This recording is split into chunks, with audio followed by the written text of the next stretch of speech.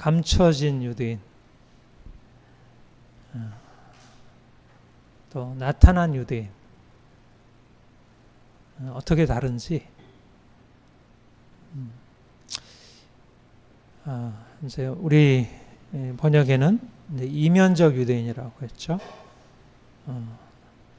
감춰져 있는 유대인. 실제로는 유대인이 아닌데 그들이 나타나지 않는, 감춰져 있는. 그러니까 겉으로 보면 그 사람은 유대인이 아닌데 그 안에는 유대인이 그 안에 들어있는 그런 유대인. 이방인인데 그 이방인을 하나님은 유대인이라 그렇게 보시고 그러니까 하나님의 택한 백성. 유대인이라는 말은 하나님의 택한 백성이고 거룩한 백성이고 하나님과의 관계 안에 있다는 얘기죠. 그러니까 여기에 이 본문에서 2장 17절에서 29절까지 이 내용은 그러니까 실질적인 유대인들에게 사도 바울이 말을 건네고 있는 거예요. 너희가 유대인이라고 하면서 율법을 자랑하고 율법을 의지하고 스스로 우리가 율법을 가지고 있기 때문에 우리는 다르다. 우리는 이방인들과 달라. 우리에게는 하나님의 약속이 있고 하나님의 축복이 있고 근데 그들을 향하여 사도 바울이 너희가 유대인이라고 그렇게 불리우고 있는데 실제적으로 너희가 유대인이냐? 진짜 유대인이냐? 그러면서 너희는 표면적으로는 겉으로 드러나 보이기에는 유대인이지만 실질적으로는 유대인이 아니다. 오히려 너희가 이방인이라고 하고 무할례자라고 하고 너희가 멸시하고 경멸하고 같이 식사도 안 하는 그 이방인들, 그들이 진짜 유대인이다. 그들 안에는 유대인의 정체성이 들어있다. 말하자면 유대인들이 하나님을 섬기고 늘 예배하고 율법을 가르치고 배우고 어떻게든지 율법을 지키려고 하고 어려서부터 아이들한테 율법을 암송시키고 또 매일 율법을 가지고 토론도 하고 그것을 그들의 삶의 중심에 율법이 들어있는데 유대인들에게 있어서 율법이라는 것이 과연 그들의 존재를 어떻게 바꿨느냐, 이방인들과 그들을 어떻게 바꿔놨느냐. 사도 바울이 이제 그들의 정체에 대해서 너희가 가지고 있는 것은 실제 유대인이 아니다. 다시 말하면 아브라함의 자손이 아니다. 하나님의 택한 이스라엘 백성들이 아니다. 하나님이 원래 아브라함을 택하실 때 계획하셨던 그 유대인들이 아니다. 하나님이 이스라엘 백성들을 애굽에서 끌어내어서 그들로 하여금 너는 나의 백성이고 너는 거룩하고 내가 너희를 향하여 뜻을 가지고 있다. 내가 너희를 통해서 놀라운 일을 이루겠다 하는 그런 이스라엘 자손, 하나님의 백성이 아니다. 그렇게 말하자면 그들을 아예 불합격, 유대인의 자격으로부터 불합격 시켜놓고 그리고 이제 다른 이방인들, 그들이 멸시하는 이방인들을 내세우면서 저들 봐라. 저들은 겉으로 볼 때 저들은 뭐 할례도 안 받았고 안식일도 지키는 것 아니고 그들은 뭐 특별히 성경에서 말하고 있는 그런 거룩한 음식을 구별해 먹는 게 아니지만 그러나 그들 안에는 하나님이 인정하실 만한 하나님의 백성으로서 표지가 있다. 이렇게 말하는 거죠.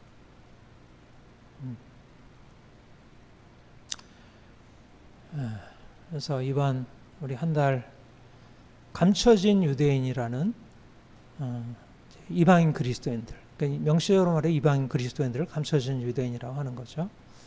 진정으로 주님 만나서 주님 안에서 새로워진 이방인 그리스도인들이 누구인가? 우리도 이제 이방인으로 원래는 유대인이 아니지만 이방인으로 예수를 믿어서 우리 또한 예수 안에 있어서 감춰진 유대인이 된 것이죠. 그래서 이제 감춰진 유대인, 우리 이방인 그리스도인들인 우리들이 과연 어떤 존재인지, 우리가 어떤 의미에서 우리가 감춰진 유대인이라고 불려줄 수 있는지, 그것을 오늘 또 함께 나눠보겠습니다. 오늘 이제 세 가지를, 감춰진 유대인의 세 가지 특징. 첫 번째는 계시의 경험. 하나님이 주신 계시를 경험한, 영으로 하나님이 주신 계시를 경험하는 것이다. 두 번째는 그 계시의 경험을 통해서 내면 우리 영 안에, 혼 안에 놀라운 변화가 일어나서 말하자면 거룩하게 되고 율법을 순종하게 되는 그런 변화, 이 혼에 있어서의 변화. 그리고 더 나아가서 이제 우리 육체마저도 이제 하나님이 우리 안에서 우리의 내면, 우리의 혼을 바꿔놓으시면 우리 육체도, 우리의 몸도 근본적으로 새로워지고 온전해지고 아름다워지고 강해지고 건강해지고 이렇게 변화된다는 것. 세 가지를 말씀을 드리겠습니다. 놀라운 계시입니다. 놀라운 계시입니다. 그러니까 여러분들이 사실 성경을 그냥 이렇게 읽으면, 야, 성경에 그런 게 있구나. 아, 그렇지. 그러고 나서 까먹잖아요. 근데 사실은 성경은 굉장히 놀라운 그 안에 법칙과 논리와 아주 구체적인 우리의 삶을 향한 이런 것들이 들어있어. 그래서 성경 진리를 알게 되면 인생 안에 놀라운 게 열리게 되죠. 제가 이번 이제 한 달간 이 본문을 묵상하고 생각하면서 하나님이 이제 저에게 그동안 열어주셨던 그런 복음의 진리에 대해서 좀 더 선명하게 이제 깨닫게 돼요. 그러니까 여러분들이 말씀을 자꾸 읽어보고 자꾸 묵상해보고, 그리고 말씀이 이게 과연 내 삶에 지금 어떻게 적용되고 있는지 이제 그걸 계속 실험을 해야 돼요. 그러면 어떤 퍼즐들이 점점 더 분명해지게 되고요. 퍼즐들이 이렇게 맞춰지게 되고. 그러니까 제가 오늘 설교하는 내용이 그동안도 이제 여러 차례 계속해서 설교하는 내용들인데요. 근데 이제 저도 이 본문을 가지고 이제 하다 보니까 사도 바울의 이제 복음을 가지고 하다 보니까 보다 선명하게 복음의 진리의 그 퍼즐 하나하나가 좀 더 세밀하게 이렇게 깨달아지는 것을 알게 됩니다. 여러분, 유대인의 정체성이 뭘까요? 유대인. 원래 유대인이라고 하는 것은 구약에 가면 이스라엘 자손들이 있잖아요. 이스라엘 백성들. 그러니까 유대인을 명칭할 때 아브라함의 자손, 또 이스라엘 자손, 이스라엘 백성 이렇게 명칭하죠. 그렇게 칭하죠. 그러니까 유대인이라는, 요즘엔 이제 유대인이라는 말을 쓰죠. 우리가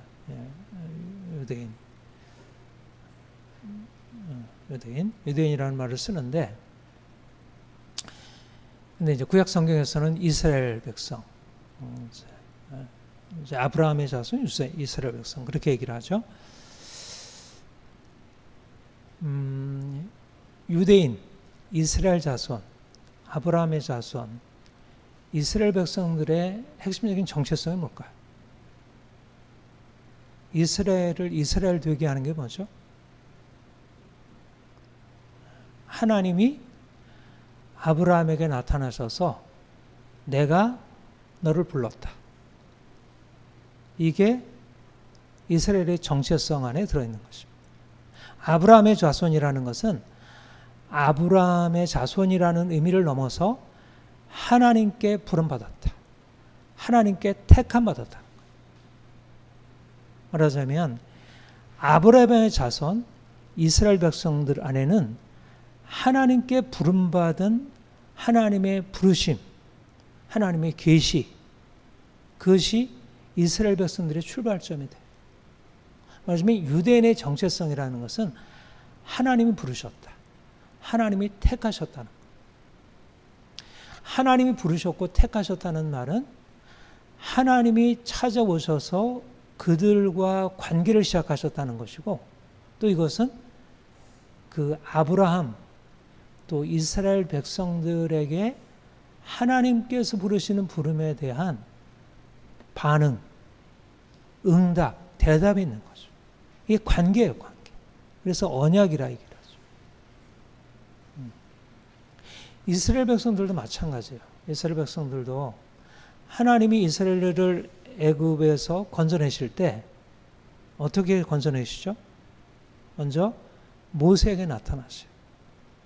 호렙산에서 모세에게 나타나셔가지고 내가 너를 이제 애굽에 보내어 이스라엘 백성들을 거기서 건져나게 하겠다. 그리고 내가 그들을 통하여 그들을 가나안으로 인도하고 그리고 그들에게 놀라운 것을 축복으로 주시겠다. 이렇게 약속하시죠. 그러니까 하나님의 계시가 모세에게 주어지죠. 그리고 이스라엘 백성들이 이제 하나님의 능력으로 애굽에서 건져 나오게 돼요. 엄청난 능력이 나타났어요. 10가지 재앙, 홍해가 갈라지는 역사. 그러면서 이제 하나님이 살아계신 분으로, 말하자면 그들이 이 땅에서 살아가고 있는 그들에게 이 땅에서 그들이 알고 있는 것을 넘어서 있는 하늘에 계신 그들이 이해할 수 없는 초자연적인 초월적인 존재가 나타나셔서 그들에게 말씀하시고 그들에게 다른 것을 열어준 거예요. 그게 이제 시내산에서 하나님의 영광으로 계시하셨고, 그리고 율법을 주신 거예요. 그 율법에. 그러니까 이스라엘 백성들이 사실은 애굽에서 나올 때도 그랬고, 시내산에서 하나님의 율법을 받을 때도 그렇고, 그들에게는 그들이 이제까지 알고 있는 세상을 넘어서 있는 하나님의 존재, 그 거룩하신 하나님, 그 영광의 하나님이 그들에게 나타나시고 그것을 그들이 경험하고, 말하자면 그 하나님이 그들의 이스라엘 백성들의 가슴에, 머리에 새겨져 있는 거예요. 말하자면 이스라엘 백성들은 누구인가? 하나님을 만나는 사람들이고, 이스라엘의 정체성은 무엇인가 하면 거룩하신 하나님이 자신을 나타내셔서 그분을 보이시고 그분 앞에 서게 하신 거예요. 그러니까 이스라엘 백성들이 사실은 하나님의 백성으로서 그들의 정체성을 어떻게 이해할 수 있나? 그들은 무엇보다 하나님이 그들의 삶의 전부인 존재로, 그게 이스라엘이에요. 그게 유대인이에요. 유대인을 유대인 되게 하는 것은 뭐 똑똑하고 뭐 율법을 가지고 있고 그들이 뭐 여러 가지 면에서 탁월하고 이런 게 아니고, 그들을 유대인을 유대인 되게 하는 것은 하나님을 하나님으로 알게 되는 거예요. 거룩하신 하나님을 알게 되는 거예요. 그래서 율법의 제1계명이 뭐냐면 내 앞에 다른 신을 내게 두지 말라. 나는 너희를 애굽에서 인도하는 여호와라. 말하자면 그 영광의 능력으로 이스라엘 백성들을 건져내신 그 하나님이 나 외에는 다른 신을 섬기지 말라. 말하자면 유대인의 정체성 안에는 하나님이 새겨져 있어요. 그래서 거듭거듭 모든 백성들이 동일하게 하나님을 만나고 경험하는 건 아니지만 그들은 거듭거듭 하나님이 그들 안에 나타나셨던 그 그 이야기, 아브라함에게 나타나셨던 이야기, 모세에게 나타나셨던 이야기, 애굽에서 하나님이 행하셨던 그 놀라운 이야기, 홍해를 가르신 이야기, 광야에서 행하신 그 이야기, 그리고 시내산에서 율법을 수여하실 때 영광의 하나님이 나타나실 때 어떠한 형상으로 나타났는지, 말하자면 그들의 그 역사 안에, 그들의 민족 안에, 그들의 깊은 내면의 DNA 안에 뭐가 새겼냐면 하나님이라는 존재가 새겨집니다. 이게 유대인이에요. 유대인을 뭐라고 말할 수 있느냐 하면 하나님을 경외하는 자, 하나님을 섬기는 자, 하나님을 사랑하는 자. 모든 이방 백성들에게도 신들이 있었고 여러 가지 많은 종교들이 있었지만 그들에게 계시되어지 않았던 하나님 자신이 영광을 나타내신 것입니다. 이게 유대. 그런데 여기 유대인이라 불리는 내가 율법을 의지하며 하나님을 자랑하며 율법의 교훈을 받아 하나님의 뜻을 알고 지극히 선한 것을 본 거라. 그렇게 하나님을 알고 있는데 그들이 실제적으로는 어떻습니까? 그들의 행위를 보면 그게 하나님을 아는 것이에요? 전혀 그렇지 않습니다. 맞아요. 왜 그들이 표면적으로는 유대인이지만 유대인이라 할 수 없느냐면 진정한 유대인이라고 하면 하나님에 대한 그 의식, 하나님을 알고 하나님을 섬기는 게 있어야 하는데 그들은 이미 하나님이 없는 거예요. 외적으로는 하나님을 아는 행함이 있고 하나님에 대한 지식이 있고 율법에 대한 것은 있지만 실질적으로 그들의 삶에서 하나님이 임하지 않았고 그들의 의식 안에 하나님이 없고 하나님과 상관없이 사는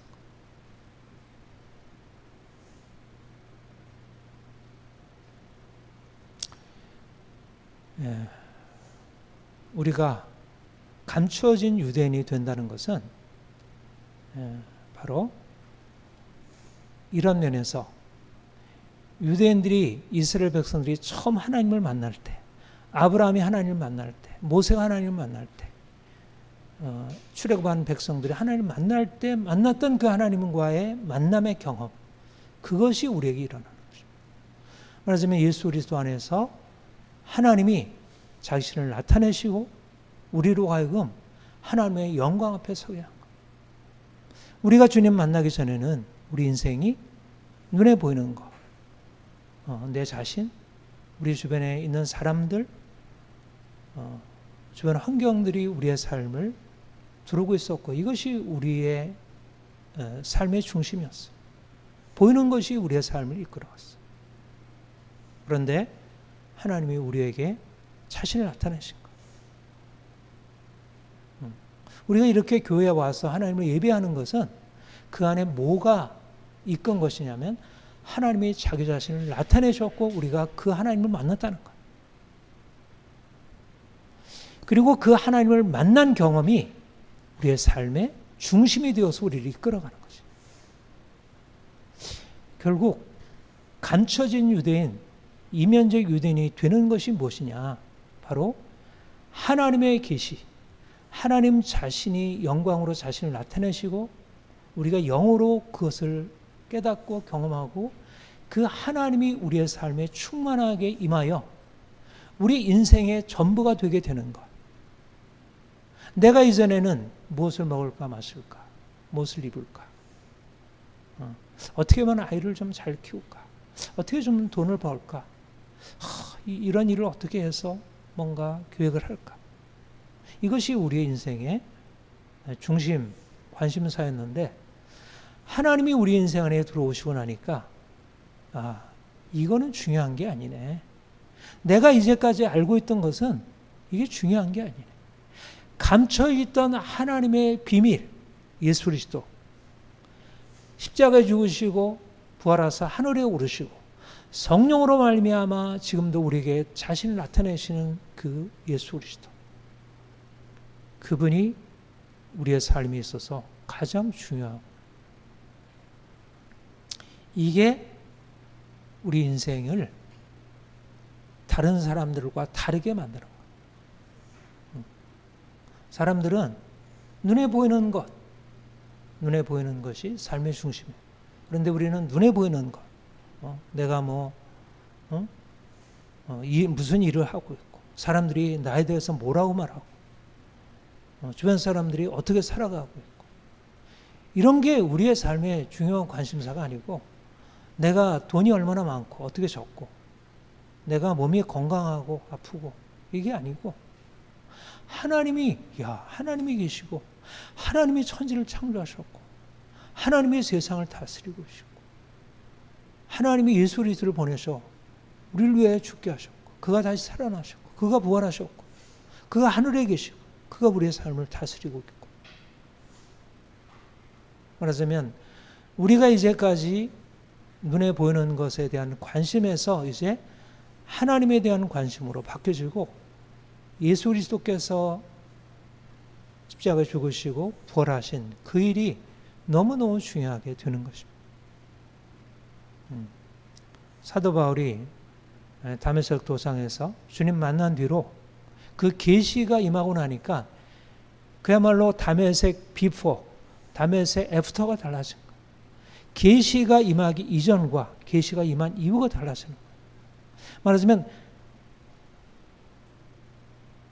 사도 바울의 이전의 삶은 나타난 유대인이었는데, 그가 다메섹 도상에서 부활의 주님의 계시를 만나고 나서 감춰진 유대인으로 바뀌어진 거예요.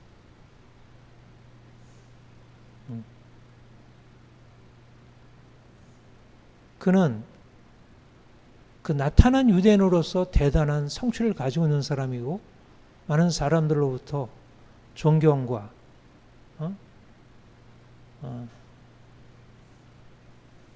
인정을 받는 사람이었죠. 그런데 그가 감춰진 유대인으로 바뀐 거예요. 유대인이지만, 그는 나타난 유대인이지만, 나타난 유대인은 다른 사람들이 그렇게 부를지 모르지만 실제적으로 그는 더 이상 거기에다가 의미를 두지 않고 이제 감춰진 유대인. 그런데 감춰진 유대인의 핵심은 예수 그리스도. 예수 그리스도 아는 지식이 가장 고사함이나. 그리고 이제 그게 자기 인생을 끈 것입니다. 그 아는 지식이 자기 인생을 끄는 거예요. 그리고 그분의 음성이, 그분의 소명이 그 인생을 끈 것입니다. 그러니까 감춰진 유대인으로 산다는 것은 예수님을 만나고 하나님을 만나고 이제 하나님이 인생의 중심에 들어와서 예수 그리스도께서 인생의 중심에 들어오셔서 우리의 삶을 그가 끌고 가시는 거예요. 그러니까 이전에는 내가 가지고 있는 형편, 이게 너무 중요했죠. 육체가 너무 중요했던 거예요. 육체의 형편이. 그리고 사람들은 거기에 따라 평가를 받으니까 돈이 있느냐 없느냐, 뭐 인정을 받느냐 받지 못하느냐, 이게 중요하니까. 근데 이게 더 이상 중요하지 않게 되고 이제는 하나님, 예수 그리스도. 그러니까 인생이 어떻게 되겠어요? 인생이 물론 여기서 육체를 가지고 살고 있기 때문에 뭐 인생이 그 영광으로 다 올라간 건 아니지만 여전히 그 영광의 주님은 저기 계시고 나는 여전히 이 땅에 있지만 땅에 살아도 땅에 사는 게 아니고 땅을 넘어서 하늘에 사는 거예요. 내 영혼이 은총을 입어 중한제진 벗고본 초막이나 궁궐이나 내 주 예수 모신 것이 그 어디냐 하늘.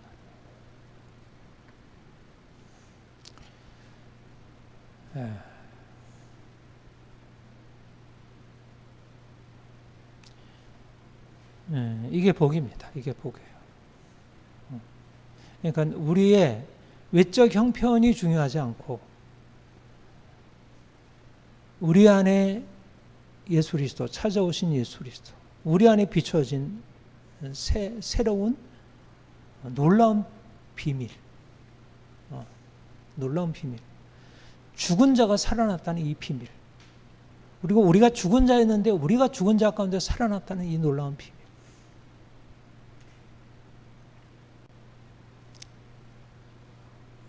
그러니까 땅에서 사는 사람들이랑 하늘에 사는 사람들이 차원이 다르죠. 차원이 다르죠. 비교가 안 되는 거예요. 비교가. 감춰진 유대인이 된다는 얘기는 이미 말하자면 인간 존재를 넘어서 있다는 거예요. 인간 존재를. 뭐 죽음을 넘어서 이제는 부활의 영역으로 들어가 있다는 거예요. 얼마나 놀라워.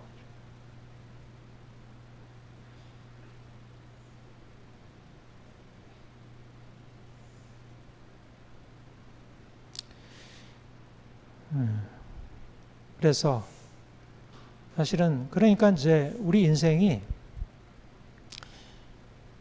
우리의 모든 삶에 있어서 긍정적이 되죠. 긍정적이. 이거는 뭐 우리가 이제 뭐 조엘 오스틴의 뭐 그런 긍정의 힘 이런 차원이 아니고요. 그냥 인생 자체가 긍정이 되는 거예요. 사실 인생이 부정적이 되는 건 뭐냐면 우리 육체 때문에 부정이거든요. 뭐 육체 그 자체가 나쁜 건 아니어도 육체가 가지고 있는 한계 때문에 부정이지. 근데 이제 육체를 넘어서 영원하신 하나님이 계시고 어떤 것도 사라지지 않는 엄청난 능력이 그 안에 내재되고 있으니까 그러니까 아무리 약해도 약한 것이 문제가 되지 않은 거죠. 약해도 우리 안에는 생명이 있는 거예요. 생명. 내가 질그릇이지만 내 안에는 보배가 있는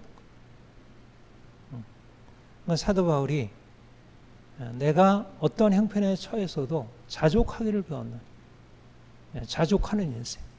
이게 특별한 게 아니고 내가 예수 그리스도 안에 감춰져 있는 이 비밀을 발견하게 되면 결국 인생이 긍정적이고 낙관적이고 소망이 있고 모든 것 앞에서 여기는 깜깜한 어둠인데 우리의 눈만 열려지게 되면 감춰진 것을 가지고 보게 되면 우리는 밝은 태양빛 가운데 있는 거예요.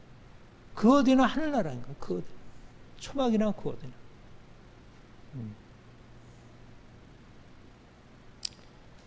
이 눈이 열려져 있으면 돼요. 이 감춰진 비밀을 볼 수 있는 눈이 열려져 돼요. 영안이 열려져 있으면 돼요.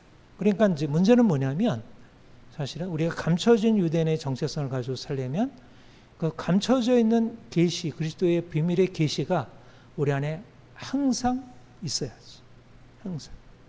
그러니까 항상 말씀에 근거해서 하나님을 찬양하고 그리스도의 부활을 묵상하고 그리스도께서 주신 약속을 기억하고. 그러니까 요셉이 뭐 형들에게 팔려가지고 형들에게 미움받아가지고 형들에 의해서 보디발에게 팔려서 그가 종이 되었던 또 억울하게 감옥에 갇혔던 그게 문제가 되지 않습니까? 그러니까 우리 안에 하나님이 계시면 사실 누구도 다룰 수가 없어요. 누구도 다룰 수가 없어요. 이게 말하자면 계시적인 경험이에요. 하나님의 임재 안에서 살아가는 우리 모든 인생이 하나님의 임재 안에 있는 것입니다. 영원하신 능력이 함께하고요. 우리를 죽은 자 가운데서 살리시는 능력, 모든 것을 합력해서 선을 이루시는 분.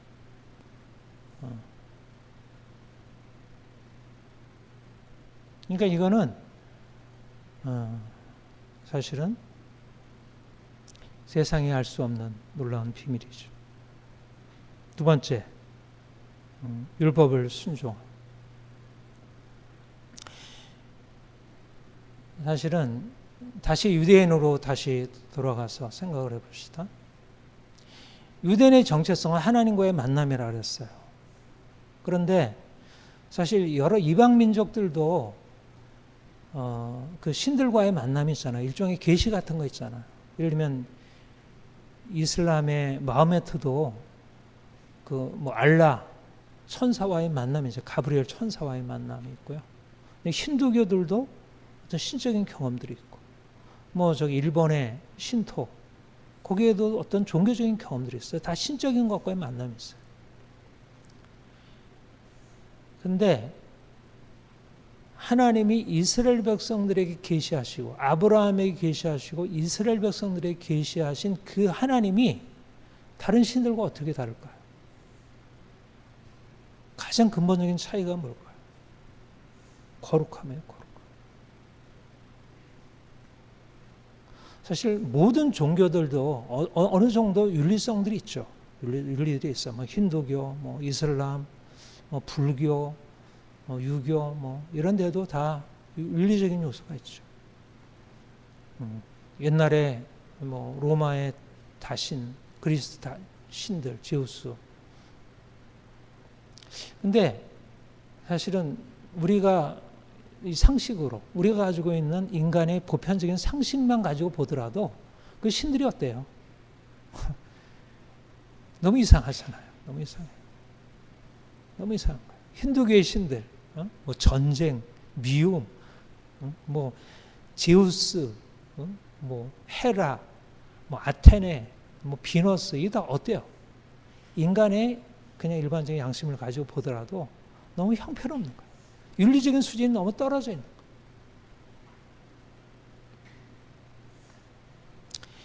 하나님이 이스라엘 백성들을 택하시고 그들에게 자기 자신을 나타내실 때 그는 엄청난 위엄과 영광으로 계셨지만 그분은 자기 자신을 거룩하신 하나님으로 나타냈어요.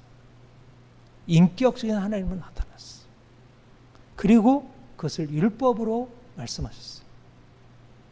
그러니까 이스라엘 백성들의 하나님 경험은 무엇을 의미하냐면 이제까지 그들이 내면으로 가지고 있었던 인간의 양심과 도덕성에 비추어 보더라도 너무나 탁월하고 놀라운 것이었어요.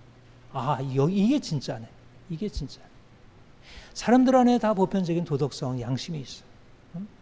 우리 한국인들 안에도 뭐 불교, 유교 이런 걸 통해서 우리 안에 도덕성이 많이 살아있잖아요.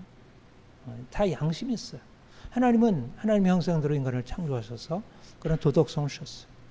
그러나 그것들은 인간의 욕망, 인간의 이런 어리석음으로 인해서 다 왜곡되고 부패되어 있어요. 그러니까 윤리 그 자체도 온전하지가 않아요. 그런데 하나님이 이스라엘 백성들에게 놀라운 것을 계시하신 것입니다. 하나님의 거룩함을.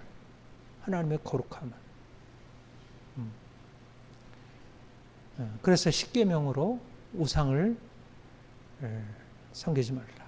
다른 신을 섬기지 말라. 우상을 만들지 말고 절하지 말라. 또 내 이름을 망령되이 일컫지 말라. 안식일을 개혁하여 거룩하게. 부모를 공경하라. 살인하지 말라. 간음하지 말라. 도둑질하지 말라. 거짓 증거하지 말라. 탐내지 말라. 근데 그것이 사실상 그냥 뭐 보통 다른 종교들, 다른 문명에도 있는 것처럼 보이지만 그것은 하나님이 누구신지를 보여주고 가장 탁월하신 그분의 거룩하심을 보여주는 것이었어요.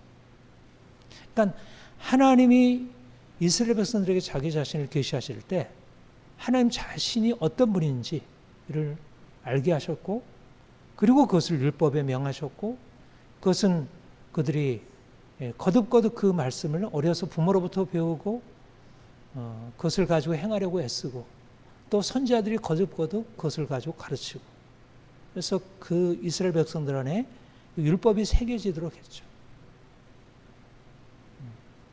그러나 우리가 본문에서 보는 대로 그들은 율법을 의지하고 율법을 자랑하고 율법의 교훈을 받고 율법을 지식을 가지고 있고 율법을 가지고 사람들을 가르치고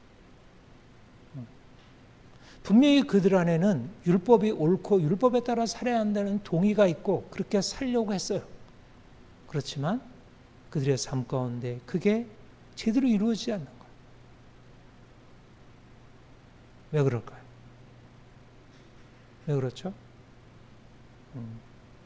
사도 바울이 로마서 3장 이하에서 말씀하는 바는 인간이 아담의 타락으로 인해서 이미 죄 아래 있어서 그렇다. 죄 아래 있는 존재가 하나님의 뜻을 말하는 율법을 듣고 율법을 지켜 행하려고 애를 쓰지만 그리고 어떻게든지 자기를 바꾸려고 노력하지만 그러나 근본적으로 죄의 세력을 꺾을 수가 없다. 오히려 율법이 와서 이걸 하면 안 돼. 이거 해. 그렇게 명할 때 그것을 가지고 나를 바꾸게 되는 게 아니라 오히려 죄의 세력이 오히려 더 강해져 가지고 마치 항생제를 쓰면 안에 있는 그 내성이 생겨 가지고 병이 더 깊어지듯이 죄의 세력이 더 강화되었다는 거예요. 이게 유대인들이 가지고 있는 처참한 궁극이에요. 그러니까 하나님의 목적은, 유대인을 택하신 목적은 유대인을 이방인과 다르게 거룩하고 흠이 없게 그런 율법의 백성들로 삼으시려고 했는 것이었는데 실제적으로 그것이 성취되지 못했다는 거죠. 그러니까 유대인이라 함은 유대인의 본래적인 정체성은 거룩함이에요. 거룩함. 실질적으로 그들의 내면이 바뀌어져서 하나님을 두려워하고 하나님의 말씀에 순종하는 것이어야 돼요. 그런데 실제적으로 예언약의 백성들이 그를 이루지 못한 거예요. 그래서 예수님이 오신 것입니다. 예언약의 율법을 가지고서는 죄 아래 있는 인간이 죄에서 벗어나서 거룩한 삶을 살 수 없기 때문에 하나님이 이제 새 이스라엘을 만드시려고 감춰져 있는 진정한 유대인들을 만드시기 위해서 예수 그리스도를 보내신 것입니다. 그래서 예수님께서 죄인들을 위하여 십자가에 죽으시고 그 피를 흘리시고 그가 부활하시고 성령께서 사도들에게 예수 그리스도께서 죽으신 것이 바로 우리의 죄를 위함임을 깨닫게 하셨어요. 그가 흘린 피는 많은 사람들의 죄로 인하여 받을 저주를 대신하는 피이고 그리고 사람들의 죄를 깨끗게 하기 위한 것입니다. 그러니까 이스라엘 백성들이 어린 양의 피, 소의 피 이런 것을 가지고 제사를 드리고 그들을 행위를 바꾸려고 했지만 그들의 내면 안에 진정한 변화가 일어나지 못했는데 이제 예수께서 오셔서 많은 사람들을 위해서 대속적인 죽음을 죽으셨고 그 피로 사람들을 죄에서 건져내신 일을 하신 것입니다. 그래서 사도들이 이 예수 그리스도의 십자가의 복음을 증거했을 때 사람들이 성령으로 말미암아 그 복음을 받아들이게 되고 복음을 받아들이고 믿음으로 반응하는 자들 안에 놀라운 변화가 일어나게 된 것입니다. 말하자면 이제 율법으로 인해서 저주 아래 있었던 이방인들이 율법의 말씀을 듣고 자신들이 얼마나 추한 존재라는 사실을 깨닫고 절망하는 것에 끝나는 게 아니고 그들이 율법에 의해서는 정죄받고 저주 아래에 속한 죄인들이었지만 이제 그리스도께서 자신들을 위하여 죽으셨고 그를 믿는 자들마다 정죄에서 저주에서 벗어나 그들이 자유케 된다는 사실을 알게 된 거예요. 놀라운 변화가 이방인들인데 이방인들이 얼마나 죄 가운데 있었어요. 그들이 가지고 있는 본성으로도 죄를 짓고 또 이방 신들 때문에도 죄를 짓고 그런데 이방인들이 예수를 믿고 나서 이전에 행하던 죄인들, 죄악들 살인하고 간음하고 도적질하고 음란하고 그리고 탐욕하고 온갖 죄를 짓던 사람들이 주님 안에서 자신의 죄를 고백하고 용서함 받고 자유케 되고 우리나라도 옛날에 1907년도 부흥 얼마나 그 조선에 죄 가운데 있었어요. 사람들이 절망 가운데 있었죠. 근데 성령께서 임하셔서 이제 사람들이 죄를 고백하게 되고 그래서 죄 사함 받고 실제적으로 사람들이 깨끗게 되고 변화가 일어나기 시작합니다. 말하자면 유대인들은 율법을 듣고 나서 율법을 가지고 아무리 씨름하고 했어도 변화가 일어나지 못했는데 이제 예수께서 우리를 위하여 죽으시고 다시 사시다는 사실을 들은 믿는 사람들이 놀라운 변화가 일어나기 시작합니다. 실질적으로 이게 새로운 감춰진 유대인이에요. 그러니까 감춰진 유대인은 그 계시의 능력이 말하자면 율법 아래서 정죄 아래 있고 여전히 죄 아래 있는 유대인들과 다른 새로운 종류의 유대인을 만들었다. 새로운 종. 유대인이 가지고 있는 그 본래적인 정체성은 거룩함이에요. 거룩함. 근데 실질적으로 나타난 유대인들은 거룩함을 잃어버리고 오히려 하나님의 이름이 너희 때문에 이방인 중에서 못을 받는 듯 이방인들이 유대인을 보고 겉으로는 그럴듯하게 안식일도 지키고 그 음식 구별해 먹는다는데 실제적으로 행하는 거 보면 똑같아. 하등의 다름이 없어.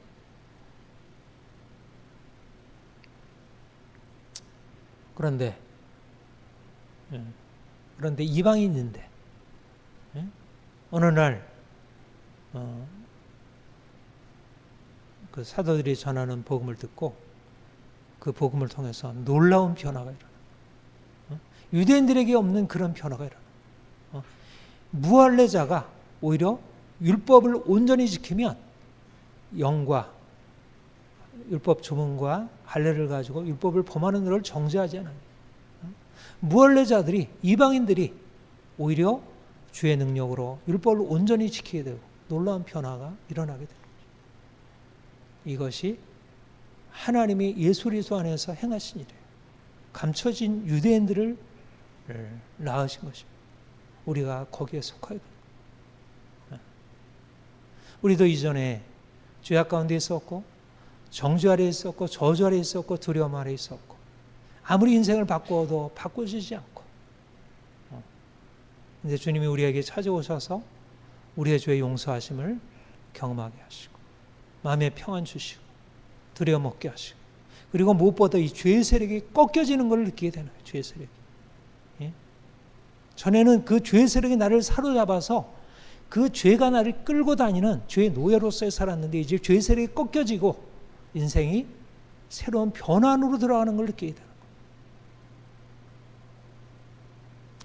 옛 언약과 새 언약의 근본적인 차이는 옛 언약은 나의 행위로 무엇을 하려고 하니까 그게 안 됐는데 나의 행위가 아니고 하나님의 은혜가 우리를 이끄는 것입니다. 그러니까 율법의 순종과 불순종을 나누는 차이는 뭐냐면 바로 이 은혜가 있느냐 없느냐. 은혜가 있으면 은혜가 없으면 율법을 순종하려고 하지만 유대인들처럼 나타난 유대인들처럼 그들이 결국 이중적으로 겉모양은 그럴싸하다 하지만 율법을 불순종하게 되지만 그러나 은혜가 왔을 때 이 계시가 하늘로부터 임했을 때 놀라운 변화로 나가게 됩니다. 이거 얼마나 놀라운 기적이에요.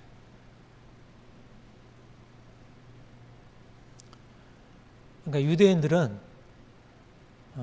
유대인들은 겉으로 유대인의 외적인 표지, 할례, 안식일, 음식 이런 걸 가지고 자신이 유대인인 걸 보여주는데 이방인들은 오히려 그런 거는 상관없어. 그런 건 별로 관심 없어. 중요한 건 뭐냐면 내 안에 계신 예수, 그분이 내 인생 안에 이루시는 놀라운 변화로 내 인격이 변화해. 인격이. 말하자면 하나님이 우리 안에 들어오셔서 우리의 혼을 바꾸는 거예요. 혼이 말하자면 죄악의 자리거든요. 죄가 머무는 자리가 혼이에요. 혼. 우리의 마음이 죄악에 머무는 자리예요. 육체 그 자체보다는 혼이에요. 혼. 혼이 깨끗해져요. 영혼이 깨끗게 돼요. 영혼이 악으로, 오염으로, 무지로 이게 딱 장악이 돼 있으면 악한 영적인 세력에 의해서 장악됐으면 이게 변화가 안 돼요. 근데 혼 안에 변화가 일어나요. 혼. 지정의 인격이 달라져요.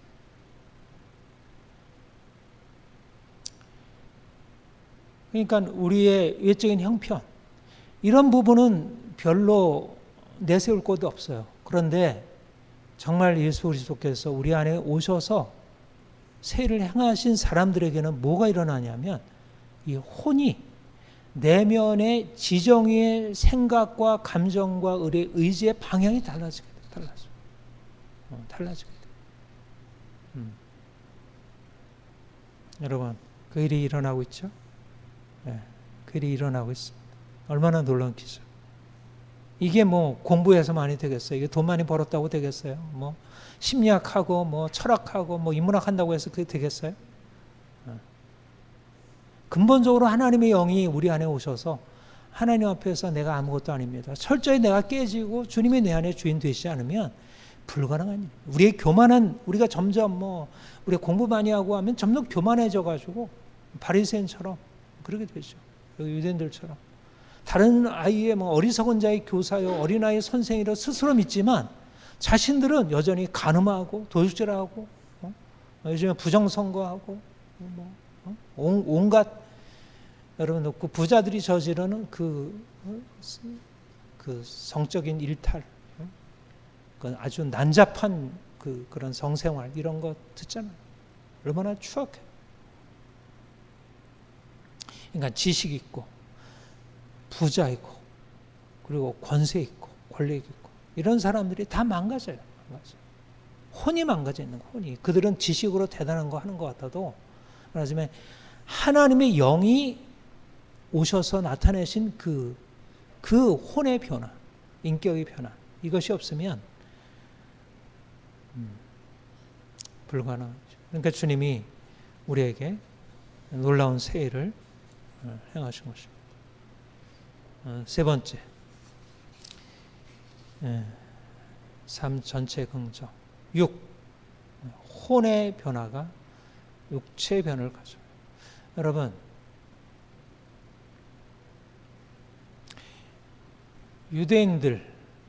유대인들이 사실은 거룩함을 하려고 했잖아요. 근데 그 유대인들이 거룩함을 이루기 위해서 예수님 오시기 전에 그들에게 주어졌던 건 뭐냐면 할례, 안식일, 음식법 이런 것이었어요. 그러니까 그런 것을 지켜 행하게 되면 우리의 삶에 내가 원하는 것을 다 금해야 돼. 먹는 것도 아무리 맛있어도 이제 이거 먹지 말라, 이거 하지 말라. 그러니까 삶이 육체가 제한을 받게 돼요. 근데 그 목적은 원래 뭐예요? 유대인들에게 안식일을 주시고 음식을 구별해 먹고 그런 목적은 뭐죠? 원래 그 내면을 바꾸려고 하는 거예요. 이제 인간이 외적인 것에 영향을 받으니까 이제 그런 걸 통해서 거듭 내면을 바꾸도록. 근데 문제는 유대인들의 내면은 안 바뀌고 외적인 어떤 행위들만 있는 거예요. 율법의 행위는 있는데 정작 율법은 지키지 않는 거예요. 그러니까 사도 바울이 어떤 때는 율법을 부정적으로 말하고 어떤 때는 율법을 긍정적으로 말하는 것이 뭐냐면 율법의 행위라고 할 때는 그런 외적인 행위, 내면의 변화가 없이도 나타나는 그 행위를 말하는 거예요. 그러니까 그것들은 해요. 열심히 해가지고 안식일을 행하고 뭐 음식 구별해 먹고 뭐 이러저런 외적인 행위들은 하지만 내면은 바뀌지 않는 거예요. 그러니까는 근데 그거라도 없으면 그들 안에 내면을 바꾸는 것이 더 무너지게 돼요. 이방인과 더 똑같이 돼요. 그러니까 어떻든 그런 외적인 행위라도 해가지고 사람들을 잘못된 이방인의 그런 욕망에 따른 행실을 해서 벗어나게 하려고 노력을 하는 거예요. 그게 유대인의 종교예요. 유대교이고요. 이 유대교만이 아니라 모든 종교가 그런 특성을 가지고 있어요. 모든 종교들에는 이 금욕이라는 게 있어요. 근데 그 금욕을 통해서 이루려고 하는 것은 뭐냐면 그들이 육체의 욕망을 넘어서서 좀 더 도덕적인 삶을 살게 하려는 목적이에요. 그런데 그게 어느 정도 이루긴 하죠. 어느 정도 이루긴 하지만 그러나 근본적으로 내면을 바꾸지 못하는 거예요. 왜냐하면 그 영 안에 있는 그 악한 세력들을 바꾸지 못하는 거예요. 그런데 예수님이 오셔서 행하신 건 뭐냐면 말하자면 그런 외적인 행위를 통해 아니라 성령께서 오셔서 우리 안에 있는 죄의 세력을 다루시고 깨끗게 하시고 정결케 하시고 그러니까 이제는 더 이상 외적인 둘레가 필요가 없는 거예요. 그러니까 안식일을 지키고 음식을 구별해 먹지 않아도 이미 내면은 거룩한 거예요. 그래서 이제 그리스도께서 오셔서 행하신 일은 내면을 바꾸시는 것을 통해서 오히려 이제 그것과 함께 우리의 외적인 것까지도 자유롭게 하신 거죠. 하나님이 우리를 창조하실 때 우리를 향하신 계획은 우리가 전인적으로 하나님 축복 가운데 이르는 거예요. 하나님이 이스라엘 백성들을 건져내실 때 그들을 통해서 열방이 복을 누리게 하는 거였잖아요. 그리고 하나님이 이스라엘 백성들을 애굽에서 건져내시고 가나안 땅에 적국 꾸리는 가나안 땅에 들어가서 그 땅에 복을 누리게 하는 거죠. 그러니까 이스라엘 백성들의 정체성 안에는 하나님을 섬기고 그들이 거룩한 삶을 살고 하나님 주시는 복을 받아서 그래서 온 세상을 향하여 이제 그 복의 근원이 되는 거예요. 그런데 그들이 중요한 것은 그들의 내면을 바꾸는 것이 가능해야 되는데 이 율법을 지켜야 되는데 율법을 지켜 행하지 못하니까 율법을 지켜 행하기 위한 어떤 율법적인 규정들을 가지고서 그것을 이루려고 했어요. 그런데 그것이 불가능했다. 마치 율법의 행위로서는 삶을 바꾸지 못하고 오히려 삶을 바꾸지 못하고 오히려 인간을 구속하기만 했어요. 그런데 이제 그리스도께서 오셔서 내면을 바꾸시고 그러고 나서 이제 구속을 열어놔시고 구속하는 것을 이제 깨뜨려 버린 거예요. 모든 구속을 열어젖히게 하시고 이젠 이방인들도 율법이 없는 이방인들도 그들의 내면 안에 하나님의 율법을 지킬 수 있는 힘을 주시고 이제는 이방인들이 이방인으로서 살아갈 수 있도록 그렇게 허락하셨어요. 그게 바로 사도 바울을 통해서 전해진 복음이에요. 유대인이나 이방인이나 무할례자나 할례자나 할 것 없이 누구나 자기 자신의 그런 고유한 정체성을 부정할 필요 없이 그것을 가지고 하나님을 섬길 수 있다. 그런데도 그런 유대인이 가지고 있는 율법의 행위를 가지고 지키는 것이 아닌데도 그들의 삶 안에 놀라운 변화가 일어날 수 있다. 이것이 바로 사도 바울이 전해준 복음이에요. 복음. 그러니까 사도 바울이 전해준 복음은 이전에 율법의 멍에 아래 있었던 사람들을 멍에서 벗어나게 하고 이방인들을 율법의 멍에 아래 집어넣어서 거룩하게 하는 게 아니라 이방인들의 내면을 바꾸고 이방인들이 가지고 있는 자기의 고유한 삶의 방식을 그대로 유지하면서 하나님을 따라 섬길 수 있도록.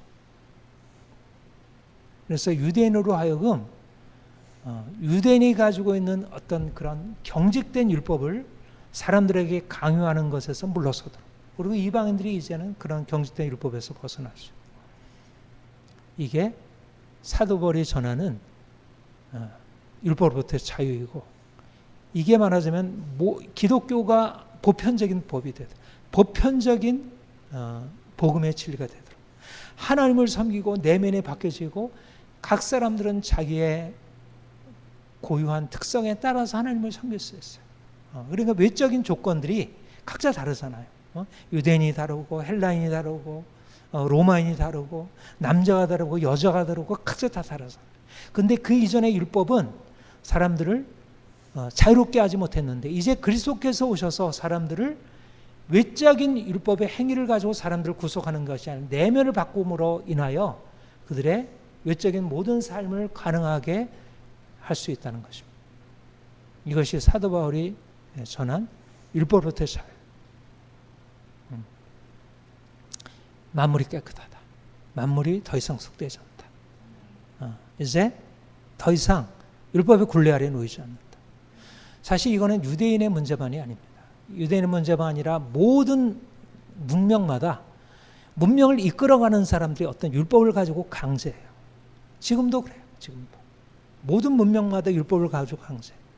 그게 이제 사회 질서를 이루기 위함이고 보다 이제 이 세상을 세워가려고 하는 거죠. 그러나 근본적인 것은 사실은 사람들의 내면은 바꾸지 않으니까 그냥 구속은 구속대로 있고 그리고 내면은 바뀌지 않고 그런데 그리스도의 복음에 들어오게 되면 그런 외적인 구속 없이 이제 깨끗게 되고 그리고 실제적으로 자기가 가지고 있는 것에 따라서 그대로 살아갈 수 있도록 이런 변화가 일어나요. 저는 제가 이제 하나님이 이제 내게 이 복음을 깨닫게 하셨고요. 그리고 요즘에 트로니에를 읽으면서도 이 사실에 대해서 더 많이 이제 이렇게 더 긍정하게 되는. 우리 이제 그거 한번 봅시다. 고린도전서 7장 18절 19절 한번 같이 읽어볼까요? 시작. 할례자로 부르심을 받은 자가 있느냐? 멀례자가 되지 말며 멀례자로 부르심을 받은 자가 있느냐? 할례를 받지 말라. 할례 받는 것도 아무것도 아니요 할례 받지 아니하는 것도 아무것도 아니로되 오직 하나님의 계명을 지키는 것이. 예. 중요한 것은 하나님의 계명을 지키는 거예요. 계명을 지키는 거 이것이 가장 중요한 거예요. 그런데 하나님의 계명을 지키는 데 있어서 할례자, 무할례자 차이가 없다는 거예요. 할례자가 무할례자가 될 필요가 없고 무할례자가 할례자 될 필요가 없다. 각자 이방인은 이방인의 방식으로, 로마인은 로마인의 방식으로, 그리스인은 그리스인의 방식으로, 유대인은 유대인의 방식으로, 한국인은 한국인의 방식으로 뭐 미국인은 미국인의 방식으로 각자 자기의 방식으로 하나님을 섬길 수 있다. 이게 말하자면 우리의 삶을 우리의 자연적인 삶을 다 긍정합니다. 우리의 자연적인 삶. 그러니까 그리스도께서 우리에게 오시면 우리의 하나님을 만나게 하고 우리의 내면을 바꿔서 우리의 인격을 바꿀 뿐만 아니라 우리가 이제 몸으로 이 땅에 살고 있잖아요. 우리는 어떤 주어진 특정한 상황 속의 존재예요. 남자와 여자 종류가 다르잖아요. 어린아이와 어른 종류가 다르잖아요. 달라요. 달라. 우리가 가지고 있는 상황이 다 달라요. 그런데 그것들을 온전히 하나로 묶을 수가 없어요. 이 전체가 다 맞는 것을 할 수가 없어요. 옛날에는 여성들, 어린아이들이 억압당했고 요즘에는 노인들이 소외당하고 있고 옛날에는 어떻든 이러저러한 어떤 상황에 의해서 사람들이 결국 그 율법이 사람들의 삶을 이렇게 질서 지우지만 온전하게 사람들을 자유케 하지 못해요. 근데 성령께서 오셔서 내면을 바꾸시면서 감춰진 유대인인데 이방인인데 무할례자이지만 무할례자임에도 불구하고 그들이 자신들이 가지고 있는 그 고유한 정체성을 가지고 살아갈 수 있도록. 그러니까 인생이 편안한 거예요. 자기가 주어진 걸 바꾸지 않아도 되니까. 예수 믿는다고 해서 이거 하지 말아야 되고 이거 해야 되고 저거 해야 되고 하는 게 아니라 예수 믿으면서 우리의 삶을 자연적인 삶을 공존. 그러니까 이제 그리스도인들이 그렇게 되니까 이게 바로 종교개혁. 종교개혁이 바로 예수 그리스도 안에서 하나님의 은혜가 내 삶에 임해서 내 인생이 바뀌어졌다는 그 믿음을 가지고 있는 사람들이 이제 굳이 이전의 율법의 굴레 아래 살지 않아도 이제 내가 예수 그리스도 안에 있음으로 인해서 내 삶의 모든 것 안에 내가 하나님을 나타낼 수 있고 생명을 나타낼 수 있어요. 그래서 이제 우리가 주님을 만나게 되면 일어나는 변화가 자유함이에요. 자유함. 그리고 아주 자연스럽게 굉장히 우리가 가지고 있는 어떤 본성, 하나님이 주신 본래적인 본성을 어그러뜨리지 않고 여성은 여성으로, 남성은 남성으로, 어린아이는 어린아이로, 어른은 어른으로, 목사는 목사로, 평신도는 평신도로, 위에는 관리는 관리로, 일반 시민들은 시민으로 각자 자기의 모습으로 자기 모습을 가지고 살아갈 수 있게 돼요. 이거는 사실 요즘에 요즘 이제 우리 시대가 이제 이런 어떤 다양성, 개인적인 그 고유한 특성들을 존중하는 쪽이잖아요. 그런 것을 인정하는 쪽. 이게 바로 어디서부터 비롯된 거냐면 복음 안에서 일어난 거예요. 감춰진 유대인 안에 이런 능력이 있다는 거예요. 말하자면 포스트 모더니즘 이 시대 가져온 게 아니고요. 이게 복음 안에 있는 거예요. 복음 안에. 그러니까 그리스도인들이 예수님을 정말 만나면 내가 내 모습으로 살아가는데 내 모습이 요즘 말하는 것처럼 내 마음대로 하는 게 아니라 내가 말씀에 따라 순종하는데 근데 내 모습이에요. 내가 말씀에 순종한다는 면에서는 남자든 여자든 상관없어요. 둘 다 말씀에 따라 순종해요. 그러나 내가 남자로서 말씀에 순종하는 것과 여자로서 말씀에 순종하는 게 달라요. 내가 어른으로서 말씀에 순종하는 것과 아이로서 말씀에 순종하는 게 달라요. 그러니까는 하나님이 우리 인생 안에 이거는 너무너무 놀라운 거예요. 그러니까 사실은 주님 만나고 일어나는 변화는 뭐냐면 우리의 자연이 회복이 되는 거예요. 우리의 자연이 회복이 되는 거예요. 우리의 가지고 있는 본래적인 본성이 여성은 보다 여성스럽게 되고 남자는 보다 남자답게 되고 보다 어린아이는 어린아이답게 되고 청년은 청년답게 되고 노인은 노인답게 되고 그러니까 각자 자기의 모습으로 살아가게 된다. 얼마나 놀라운 비밀인지.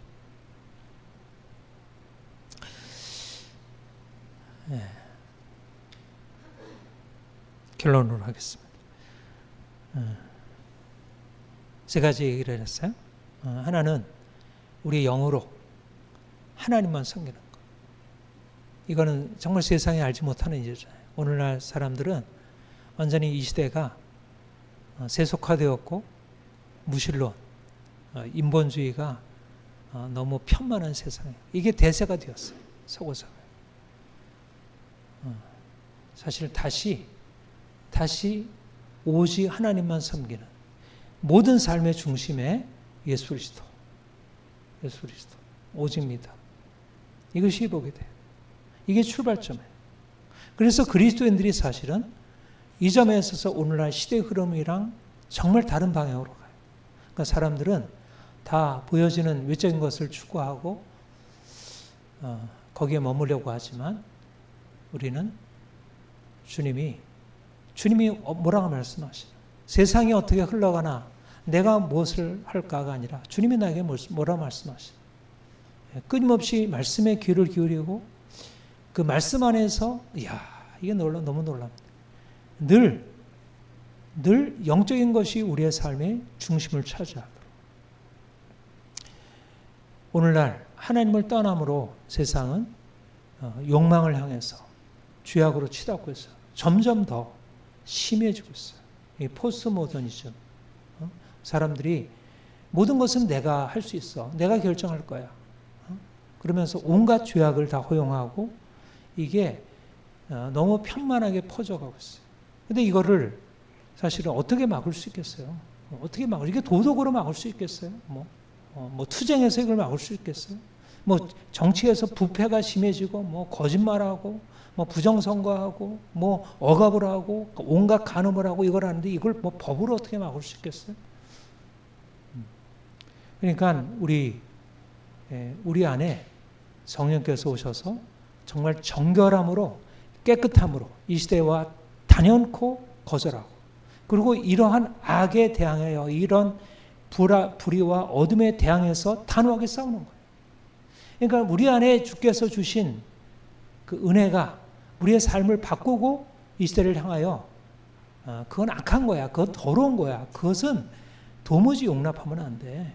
그런 면에서는 조금도 타협함이 없이 이 간음하고 음란하고 폭력적이고 거짓말하고 이런 세상을 향해서 하나하나 낱낱이 그것은 깨뜨려야 돼. 낱낱이.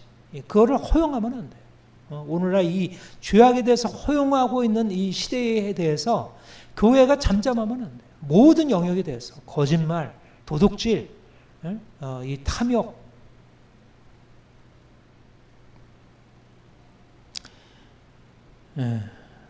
오늘날 그리고 사실은 오늘날 이게 심각한 문제가 하나님을 떠나니까 이게 하나님이 주신 자연적인 것을 다 단지 인간의 도덕만 깨뜨리는 게 아니라 인간의 자연적인 것을 다 깨뜨려요. 다 깨뜨려요. 이 과학기술이 들어와서 사람들을 하나의 기계로 만들어버리고 인간이 더 이상 인간으로서 살아가는 게 아니라 그냥 동물처럼 짐승처럼 그러니까 인간이 가지고 있는 고유함을 자꾸 부정하게 돼요. 이게 공산주의 하는 일이 뭐죠? 공산주의 하는 일이 뭐예요? 인간이 고유한 본성을 깨뜨리는 거잖아요. 고유한 본성. 자유로운 본성. 고유한 본성을 깨뜨리는 거예요. 그리고 지금 젠더 이데올로기, 트랜스젠더, 이거 남녀의 성을 바꾸는 하나의 고유한 본성이잖아요. 그러니까 심각하게 자연을 부정하는 거예요. 자연. 사실 자연은 사람들이 그냥 상식으로도 알고 있고 붙들고 있는 건데 그 자연마저도 부정.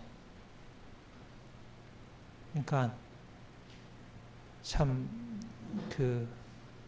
믿음으로 사는 게 이런 것까지도 이게 영향이 있다는 게 사실 자연을 부정하는데도 여기에서도 신앙이 아니면 이거를 막아낼 수 없다는 게 이게 얼마나 우리가 참 하나님의 말씀으로 우리가 새로워지지 않으면 안 되는지 주님이 우리를 진짜 새로운 지평으로 옮겨 놓으셨습니다. 우리는 이 세상에 살고 있지만 이 세상에 그냥 사는 사람들이 아니에요. 예수께서 우리에게 오셨고 우리에게 다른 세계를 열으셨어요. 그래서 우리 안에 날마다 하나님이 보다 선명하게 우리에게 계시되어야 하고 그분의 임재 앞에 서야 돼요.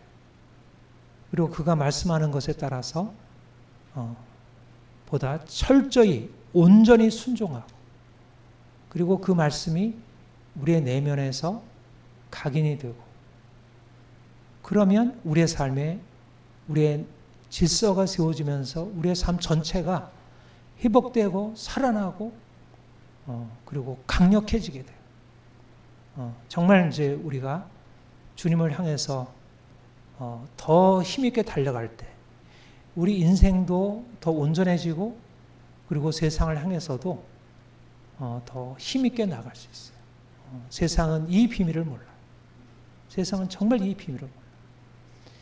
유대인들이 사실은 이뤄놓은 것이 많이 있고 지금도 여전히 유대인들이 있지만 그러나 유대인들은 선한 일도 하고 있지만 악한 일도 너무 많이 하고 있어요. 그런데 진정으로 감춰진 유대인, 예수 안에서 하나님의 생명을 가진 유대인들, 이들은 세상을 향해서 전혀 다른 것을 보여줄 수 있어요. 주님이 우리 안에서 우리를 통해서 놀라운 것을 이루실 줄 믿습니다. 기도하겠습니다. 하나님 아버지,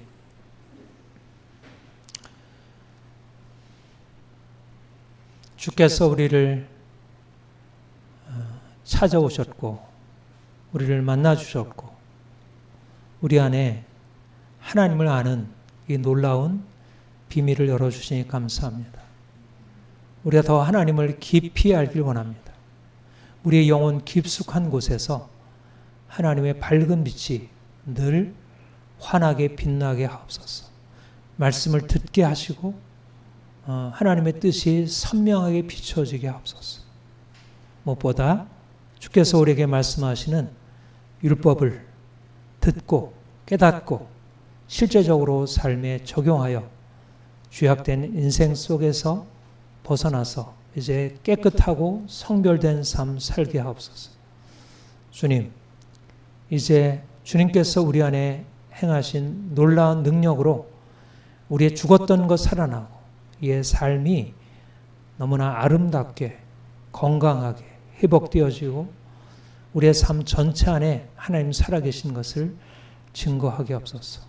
우리가 예수를 믿기 때문에 우리 인생이 어떻게 변화되었는지 우리가 육체까지도 하나님의 아름다움으로 새로워지고 있음을 우리가 증언할 수 있기를 원합니다. 오늘날 세상이 너무 악하고 점점 더 악한 영의 역사들이 심각하게 사람들의 영혼을 휘집어 놓고 있습니다. 어린아이들, 청소년들, 청년들이 여기에 종속되어 가고 있습니다. 주님이 우리에게 오셔서 말씀하시고 우리가 주의 말씀을 가지고 이 시대를 밝힐 수 있도록 그래서 많은 영혼들을 주의 생명으로 이끌 수 있도록 주님 역사하옵소서. 감사합니다. 예수님의 이름으로 기도합니다. 아멘.